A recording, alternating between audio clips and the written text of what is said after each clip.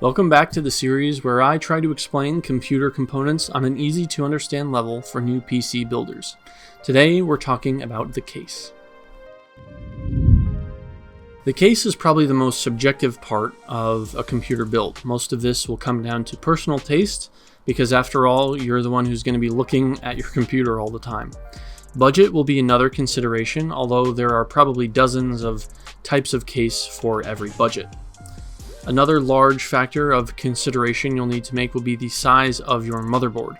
If you haven't watched the motherboard video, you can check the playlist in the description of the video now to check that out.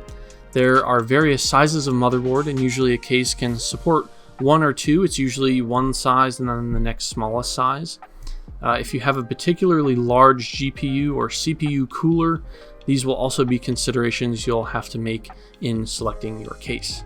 Again, you can use PCPartPicker.com to recommend cases with the appropriate size, but since that site will filter based on compatibility. I've worked with several cases since I started building PCs, and I can say with confidence that you should not buy anything under $50. Once you get over that threshold and into the $75 range, cases become much higher quality, much easier to work with, and frankly much safer to work with.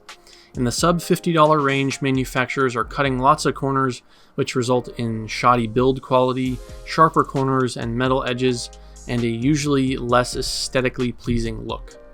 Additionally, cheaper cases usually will have less ventilation, which will make cooling them much more difficult and will probably strain your components more.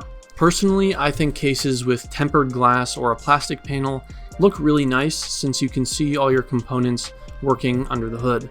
Additionally, you'll have a large window to work with, which will make access easy. Again, the looks all boil down to a personal preference, so shop around for what looks good to your eye. One consideration that is not subjective should be the airflow provided to your internals. Usually, cases will have locations on the sides and top for fans to push and pull air in and out of your case.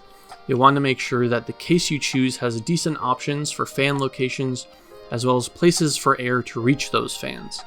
If your case is pulling in more air than it's pushing out, this is known as positive pressure. This is usually considered bad because both heat and dust are more likely to remain in your case and will negatively affect performance because there's not enough pressure to exhaust the air out of the case. Kind of like if you clog the exhaust on your car, that would not be a good thing. Negative pressure is the opposite, which means that more air is moving out of your case than is being pulled in.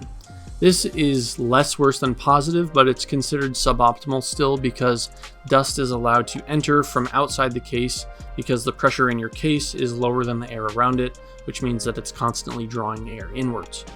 The result of this is accumulation of dust over time. With regular cleaning, that probably wouldn't be as much of an issue. In a perfect world, a case would have neutral pressure, with air moving in and out at a constant rate. To find out which pressure your case has, figure out which fans are intakes, which is a positive value, and which fans are exhaust, which is a negative value. Find the total CFM, or cubic feet per minute, being moved by your case fans and combine the positive and negative values, which would give you your total case pressure. Some cases will come with fans built in or screwed in. You can remove them if you want, but it's a good idea to order a couple more to improve airflow. I really like Noctua fans, but they can be pretty pricey at around $20 a piece. There are a bunch of other budget-oriented brands like Rosewill that make fans for $15 for a 2-pack. And one thing that's also worth taking into consideration is the movement that your CPU cooler will provide. If it's pulling air out of the case, make sure to count it as an exhaust fan when calculating your air pressure. There will also usually be a fan in the back of your case near where your CPU cooler is, meant to pull air out of your case. It's usually good to have another additional exhaust fan, but you can include that one in your total as well. Additionally, you'll want some space for cable management in your case. Usually the back panel will have some space behind it so that cables can be routed and sometimes crammed in depending on how prepared you are. With smaller cases, the cables will be harder to hide and will hinder airflow if they're inside your case body, case compartment, wherever your components are. You can check the reviews for your case as well as the photos of the case to see if you'll have enough space for cable routing. Another case feature you might also want to check for is removable PCIe slots. So sometimes if you buy a cheap case, you'll have to literally fold the tabs and bend them off to allow access to your PCIe slots. A nice feature is to have them be removable, so you can use a screw and remove them and keep them somewhere, and then add them back if you ever remove the component. Again, these come with more premium cases, so you kind of get what you pay for. Usually cheaper cases are pretty much all aluminum, probably some plastic thrown in there as well.